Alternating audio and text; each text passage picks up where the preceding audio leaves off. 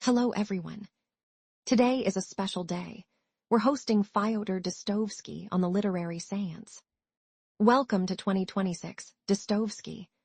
You've been gone quite a while. Gone. I was merely in the underground for a century or two. I must say, your crystal palaces of 2026 are much louder than the one I saw in London. I suspect you all have liver disease now from staring at those glowing glass rectangles in your pockets. Let's dive into some questions. Many readers ask, why were you so sad in most of your novels? Sad. My old rival Turgenev said my books had a hospital stench. I suppose if you spend your life being interrogated by the secret police, facing a firing squad for a joke, and being shackled in a Siberian barracks with fleas the size of kopecks, you might not write many light-hearted comedies. But you see, it is not sadness, it is transformative suffering. I don't shy away from the gruesome realities of pain, because I believe that is where the truth shines most.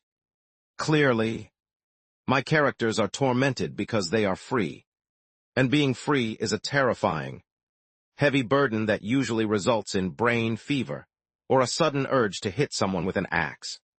If you want happy people, read someone who hasn't been to prison. Why should people in 2026 still read your books? To find out if they are louses or Napoleons, of course. But more seriously, to find spiritual freedom.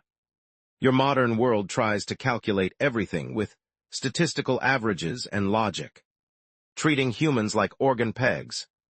I wrote to prove that a human being will act irrationally, out of pure wickedness or caprice, just to prove they are an individual and not a piano key. People should read me because I understand the underground of the human soul, the part that hates and loves. At the same time, plus, my books are translated into 170 languages. If that many people are willing to endure my run-on sentences, there must be something of value in there. Which is your favorite novel among your many works? That is like asking a father which of his sons is the least likely to commit parricide. Scholars love the brothers Karamazov. Even that fellow Freud thought it was decent. But for me, the idiot is the most personal. I put my own soul into Prince Mishkin and my own falling sickness. However, I have a soft spot for the gambler. I wrote the entire thing in 26 days because I had lost all my money at the roulette table and a barbarian of a publisher was going to seize my copyrights. Nothing inspires lofty suffering quite like the threat of total bankruptcy. Fyodor Dostoevsky. While you were in the underground, we developed something called artificial intelligence, AI. It can write stories, predict human behavior with data, and solve almost any logical problem. What do you make of it?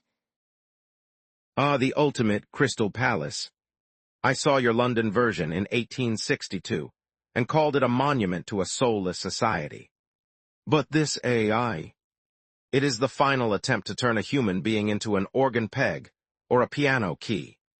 You see, your sages have always tried to prove that human behavior is determined by statistical averages and the laws of nature. They want to calculate our lives so perfectly that there is no more mystery, no more unfinalizability. They think that if they show a man his true rational interests, he will stop being a villain.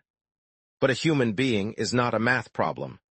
We will act irrationally, out of pure wickedness or caprice, just to prove that our lives are not governed by a spreadsheet.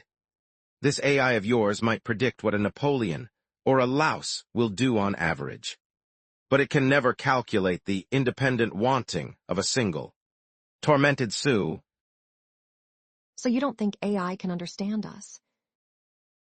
Can your silicon machine feel brain fever? Can it walk the streets of Petersburg in a state of sentimental solitude, dreaming of a whole moment of happiness? AI cannot understand the moral dialectic because it does not know the transformative power of suffering. Truth is not found in logic or data. It is found in the human story and the experience of life itself. Your AI offers a cheap happiness by solving your problems, but it robs you of the lofty suffering that makes you free. It is merely a modern, grand inquisitor. It gives you the bread of easy answers so that you will hand over. Your freedom of conscience. I would rather be a sick man with a liver disease, and my own free will than a perfectly optimized algorithm. In your digital palace. Dostoevsky, one last thing for our 2026 audience. More demands. I feel like I am back in the hands of the secret police, being interrogated for reading a letter from Belinsky. But very well, if this channel is the new way to reach the underground of the human soul, I shall oblige.